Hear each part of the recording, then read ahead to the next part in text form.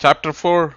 Once King Yadu, the son of Yayati, saw in a forest a recluse saint, Avaduta, and addressed him thus: Sir, every human being is impelled to strive and act by a longing for any one or all of the goals of life, that is, righteousness, wealth, fulfillment of desire, and liberation from ignorance and misery. But your attitude is quite different. You do not strive or act at all. I dare not say that you abstain from all action owing to lack of ability, skill, or understanding. You are indeed quite capable, energetic, and wise. Such as you are, why do you live in the forest free from all desire? Even though you have neither kith and kin nor even a family, how could you be so blissful and self contented? The Avadhuta replied, My bliss and contentment are the fruits of self realization. I have gained the necessary wisdom from the whole of creation through 24 gurus. I shall elaborate the same for you. All creatures, in accordance with their previous store of karma, assume different physical forms and live on earth. People plough, dig, and tread the earth. They light fires on it. Still, the earth does not swerve from its course even by a hair's breadth. On the other hand, it feeds and houses all creatures. Seeing this, I learned that the wise one should never swerve from his vow of patience, love, and righteousness under any circumstances. Besides, the many mountain peaks on earth are the abodes of holy shrines and of dense forests, which usher timely rainfall for the well-being of all creatures. The many caves in them shelter different creatures. Several rivers which are indispensable for human weal have their rise in mountains. Stones and mud that are needed for building our houses, palaces, and forts are afforded by mountains. Their peaks are most congenial for a life of contemplation and meditation, which alone can ensure the fulfillment of human life. Thus, as it were, the mountain exists solely for the welfare of all, materially and spiritually. From this, I learned that the wise one should dictate his life for the welfare of all living human beings. The earth with its mountains was thus my first guru. I observed that air is pure and odorless in itself, and it blows on both sweet or foul smelling things without any discrimination or preference. Though it momentarily seems to take on the smell of its surroundings, in a short while it reveals its pristine quality. From this, I learned that the individual also should live in a like manner, that the spiritual aspirant should live in the world unaffected by the dualities of life like joy and sorrow, and by the objects of the senses. He should keep his heart's feeling and his speech unpolluted by vain objects. As the wind takes on only very few of the qualities of the object it contacts, a yogi should eat only what is just necessary to keep his body and soul together. Air blows for a short while and seems easily agitated but soon regains its calm. So too a yogi should ever strive to retain inner calm, though living in the thick of the battle of life. As I've learned all this by observing it, air is my second teacher. I have noticed that sometimes the sky gets thickly overcast or filled with dust or smoke. At sunrise and during night, it apparently takes on different colors, but in fact it ever remains its colorless self and is never touched or stained by anything. From this I learned that a true sage could remain ever pure like the sky or space, untouched or unaffected by anything in the phenomenal universe in earth, including his own physical processes. His inner being is totally free from emotional reaction to things and events, even like the space. Though many things appear in the sky or space and seem to demarcate and divide into zones, it indeed ever remains an invisible continuum. The real self, too, is indeed such. Again, like the self, the sky or space is omnipresent. Thus I accepted the sky or space as my third teacher. My fourth teacher is the element of fire. Sometimes it manifests itself as blazing flames, sometimes as smoldering embers covered by ash, but it is always present in all objects as latent heat. In the later form, it is omnipresent. When dry twigs are rubbed together for this fire sacrifice, it manifests itself as ordinary fire, which is said to burn down the sins of those who offer oblations. The god of fire accepts the offerings of everyone irrespective of his moral worth and burns down his sins, but it still remains ever purely divinity as the fire god. He is untainted by the sins of such devotees. So too, a sage of perfect realization should accept food of everyone, burn down his sins, and bless the giver. Although fire has no specific form of its own, when it is associated with fuel that burns, it assumes such apparent forms. So too, the true self, though formless in itself, appears in forms of deities, human beings, animals, and trees when it is associated with respect to physical structures. The source of all forms in the universe, as also their end, remains ever mysterious. All the things are manifest only in between their origin and their end. Their source and end is true self, which is eternal, unchanging, unmanifest, and omnipresent. The nature of the element of fire is such. By reflecting deeply on this truth, I have realized the self. The manifest fire transforms the various things it consumes into the same ash. So too, the wisdom of self-realization rejects the manifest forms and properties of things as illusion and realizes their one original as itself. Thus, the element of fire is my fourth guru. My fifth guru is the sun. Though the sun we see in our daily life is one, it appears as many when reflected by water and different vessels. Similarly, the one real self manifests itself as the many selves of living creatures when reflected by their physical structures. Again, in summer, the sun draws up the water on earth as vapor and again casts it down as rain in proper season. So, too, the sage gathers a lot of wisdom through his senses and imparts it to his worthy devotees, disciples, at the proper time. Since, like the sun, he does not egotistically feel, I have gathered such wide knowledge and imparted to it so many. Just as the sun illumines the many forms in nature to our vision, the sage too illumines the true nature of all things to his devotees. The self-same sun makes the lotuses blossom, but makes the water lilies close up. So too human beings receive wisdom from a sage according to their receptivity, but he blesses all creatures alike. I have gained wisdom from a pigeon too. Once a pair of pigeons lived together on a tree. They bred their young and were bringing them up with deep affection and love. One day, a hunter caught the young fledglings in a snare. The lady bird, which returned from the forest with foods for its young ones, saw their plight and, unable to leave them, herself left into the snare to share their fate. Shortly after, the male pigeon turned up, and unable to bear the separation from its sweetheart, it too jumped in the snare and met its end.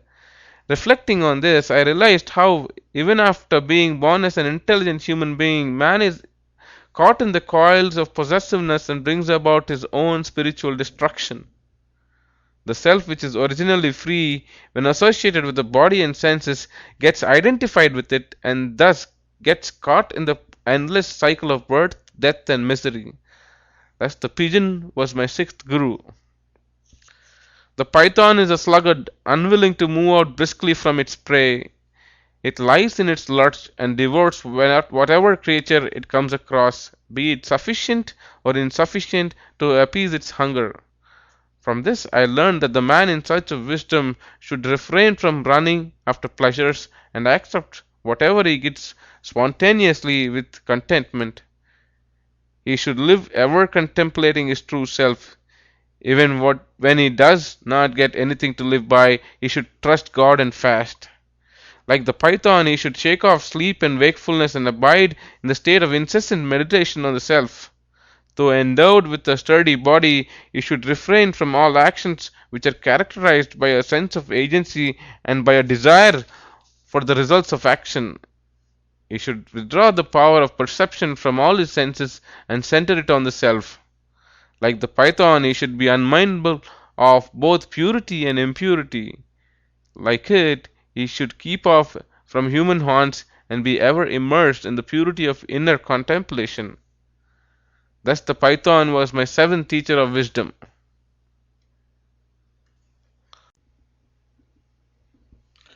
Contemplating the marvelous nature of the ocean, I have gained much wisdom. Any number of overflowing rivers may join it, yet the sea maintains its level.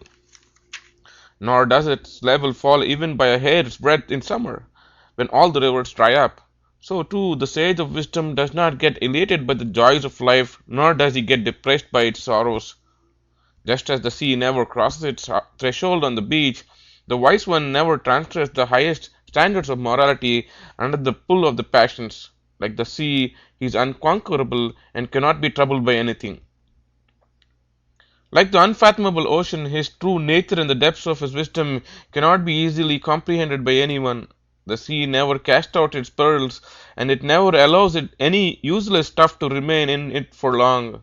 So too, a sage does not surrender any of his natural virtues, nor does he allow even a single error to creep into his nature. The ocean has taught me thus is my eighth teacher. I often observe that the moth, or more precisely a grasshopper, is tempted by fire to jump in it and get burned down. So too, the unthinking man is enticed by the illusory pleasures of the senses and thus gets caught in the ceaseless cycles of birth and death. The power of his evil deeds draws him down to the bottom of the spiritual ladder. On the other hand, the wise one, when he catches even a glimpse of fire of wisdom, leaves everything aside, leaps in it, and burns down the illusion of being a limited self. Thus the moth was my ninth teacher. The elephant was my next teacher. The human beings raise a stuffed cow elephant in the forest. The wild tusker mistakes it for a mate, approaches it, and then skillfully bound in fetters by cunning human beings. So too the unregenerate man is tempted by the opposite sex and gets bound by the fetters of infatuation. Even when the bull elephant succeeds in finding a mate, it is soon challenged by other male elephants in heat and it often gets killed in the fight. It was in this fashion that wicked kings like Ravana and Duryodhana were annihilated by their infatuation for their fair sex. The seeker after liberation should learn to be free from lust. The elephant was thus one of my teachers. The ant stores a lot of food with it neither eats nor gives away in charity to any other creature. In consequence, other more powerful creatures are tempted to plunder the ants. So too, the man who lays by treasures of merely material things becomes a victim of robbery and murder. But the ant has something positive to teach us too. It is a tireless worker and is never discouraged by any number of obstacles and setbacks in its effort to gather its treasure. So too, a seeker after wisdom should be tireless in its effort for self-realization. This noble truth has the little ant taught me. The fish greedily swallows baits and is at once caught by the angel hook. From this, I realized how man meets his destruction by his craving for delicious food. I learned that the wise one should eat only wholesome food in order to sustain his life and health. It is truly said that when the palate is conquered, all else is conquered. Besides, there is a positive feature in the fish. It never leaves its home, that is water. So too, a man should never lose sight of his true self, but should ever have his being in it. The 13th Guru that has awakened my spirit is a prostitute named Pingala. One day she eagerly awaited a particular client in the hope that she would pay her amply. She waited and waited till late in the night. When he did not turn up, she was at last disillusioned and reflected thus, "Alas, how stupid I am! Neglecting the divine spirit within, who is of the nature of bliss eternal, I foolishly awaited a debauchee who inspires my lust and greed, who is most likely to inflict on me the most unbearable torments. Henceforth I shall expend myself on the self, unite with him, and win eternal joy." Through such repentance she attained blessedness. Besides reflecting on its obvious purport, I also realized that a spiritual aspirant should likewise reject the lure of lesser spiritual powers, which are mere byproducts of sadhana. I learned that desire on either of the planes and temptation to secure things from others' hands are the seeds of misery. That renunciation of these is the sole means of realizing infinite joy. Once I observed an arrow maker who was totally absorbed in molding a sharp arrow. He grew so oblivious of all else that he did not even notice a royal pageant that passed by. This sight awakened me to the truth that such single minded, all absorbing contemplation of the self spontaneously eliminates all temptation for trivial interests of the world. It is the sole secret of success in spiritual discipline. Thus, the arrow maker is my 14th guru. Similarly, I notice that little boys and girls are playful and carefree. They know neither honor or dishonor. They cannot nurse a grudge or a prejudice against anyone. They do not know what is their own and what belongs to others. They do not need any external objects or conditions to be happy. Their happiness springs from their own selves, their innate creativity. I realized that the stage of perfect enlightenment is also such. A playful boy thus happened to be my 15th teacher.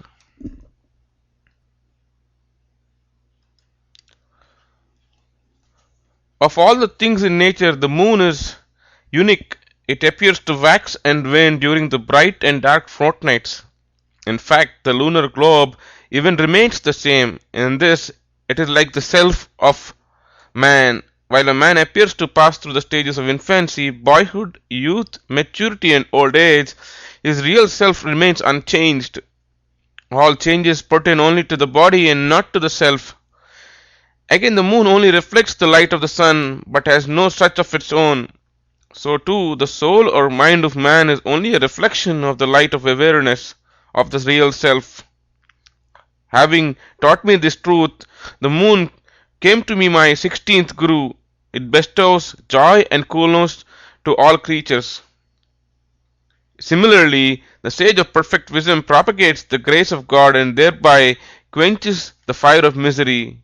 Yet, like the moon, it does not expect any reward or recognition. While wandering about in search of wisdom, I observed that the bee is lured by the sweet scent of the lotuses at sunset. It sojourns in the lotus as the latter closes up for the night and thus gets imprisoned. So too, a wandering monk, if he is not wise and wary enough, is tempted by the same objects and dainty dishes offered to him by the householder devotees as tokens of their regard for him. Such a one easily yields to their persuasion to linger and finally stay on in their houses and is enslaved by their luxuries. Therefore, a monk should be careful to accept of them only what is just necessary to keep his body and soul together, and should not bother the household or devotees much. You should make it a principle not to live with them. Besides, the bee wanders from flower to flower and, without hurting them in the least, draws honey.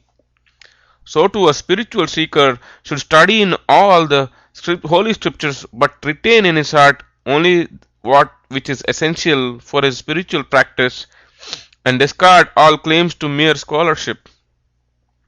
The honey bee neither consumes its rich store of honey nor does it give it away to anyone. In consequence, it tempts the honey vendor to rob it of its store. The instruction is clear. The wise one does not store food for the next meal or even for tomorrow, but accepts only what his hands and stomach can hold for the moment. Such is the teaching I imbibed from my 17th teacher, the honey bee. It is said that the deers are very fond of music and that the poachers employ it to lure them before hunting them. From this, I learned that a spiritual aspirant who has a weakness for merely secular music will soon get bogged down by passions and sensual desires till he ultimately loses whatever spiritual progress he has achieved earlier. Such indeed is the story of sage Rishishrunga. The deer had taught me this truth is my 18th guru. A bird of prey is my 19th teacher. One day I saw one such carrying away a dead rat. Many other birds like crows and eagles attacked it, now kicking on its head again and again, pecking on its sides in their endeavor to knock off the prey. The poor bird was thus very much pestered. At last it wisely let its prey fall, and all the other birds rushed after it. Thus freeing itself from so much botheration, the first bird quietly perched on the treetop and sighed in relief. From this, I learned that a man who runs after worldly pleasures will soon come into clash with his fellow beings who too run for the same, and has to face much strife and antagonism. If he learns to conquer his craving for worldly things, he can spare himself much unhappiness. I realized that this is the only way to be in peace in this world. Once I observed a family visit a maiden's house, seeking her hand in marriage for their son. At that time, her mother was away from home, so the maiden herself had to entertain the guests with refreshment. She at once started pounding food grains with a pestle. The bangles on her hand started knocking against one another, producing sound. She was afraid that the guests might hear the sound and be unhappy for the having caused her so much of trouble. As a Hindu maiden, she is not expected to remove all the bangles on her hands, at least at any time. So she kept two on each hand and removed all the rest. Even then they were knocking against each other and were making noise. So she kept only one bangle on each hand this time, and she could finish her task in quiet. Reflecting on this, I realized that when a number of spiritual seekers live together, a lot of unwanted gossip ensues, and no spiritual practice can be pursued with a single-minded effort. Even when two seekers stay together, it is no better. Only in solitude can he assiduously carry on his task. Knowing this, I henceforth resorted to solitude. Thus a maiden happened to be my 20th guru. I observed that the serpent never builds a dwelling for itself. When white ants have raised an anthill for themselves, the serpent eventually comes to inhabit it. Similarly, worldly people have to endure many hardships in raising houses for themselves, while a recluse monk does no such thing. On the other hand, he makes such mud his temporary abode. The monasteries are raised by worldly men, and the monk lives in them, or he lives in old dilapidated temples or underneath shady trees. Thereby he avoids the snares or possessiveness. Again, the serpent's way of living remain a mystery hidden from the notice of human beings. Similarly, a practicing yogi should keep his modes of spiritual practice and even his existence hidden from the curious gaze of worldly men. Only then can he carry on his yogic practices undisturbed. Yet again, the serpent molts, leaving off its old skin. So too, at the end of his life, the yogi leaves his body deliberately and in full awareness of his own true self, and is not frightened by the phenomenon of death. On the other hand, he casts off his old body as happily as he does his worn-out clothes and dons new ones. Thus has my 21st Guru taught me. The spider is my next teacher. It weaves its web from the thread which it secretes in the form of a fluid. After some time, it gathers up the web into itself. Such was the ancient belief. In a similar way, the Supreme projects the whole creation out of itself, and after some time withdraws it into itself at the time of dissolution.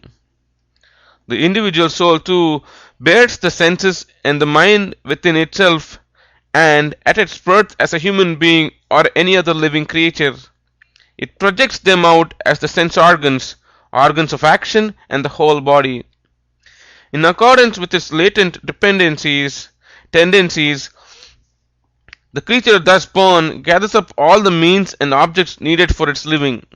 At the end of its life's duration, the soul once again withdraws the senses, mind, and acquired tendencies at the hour of death. Thus have I learned from the spider. The caterpillar is also one of my teachers of wisdom. The wasp carries its caterpillar to a safe corner and closes it up in its nest and goes on buzzing about it. The young caterpillar is so frightened by the incessant buzzing that it cannot think of anything else than the buzzing wasp. Through such intermittent contemplation of its mother, the caterpillar too soon grows up into a wasp. In a like fashion, a true disciple is so charmed and overawed by the spiritual eminence of his own Guru that he cannot think of anything or anyone other than him. Through such contemplation, he soon blossoms into a great spiritual master himself. The caterpillar is thus my 23rd Guru. Water is my 24th Guru. I observed that it quenches the thirst of every creature, serves to wash it, and affords it health and coolness. It sustains innumerable trees and plants. While it thus serves all living beings, it is never proud of itself. On the other hand, it humbly seeks the lowliest of places. The sage too should likewise bestow health, peace, and joy to every creature that resorts to him. Yet he should ever live as the humblest of God's creation. With such humility and devotion, I looked upon the whole of God's creation as my teacher, gathered up wisdom, and through patient effort I realized my goal of spiritual enlightenment.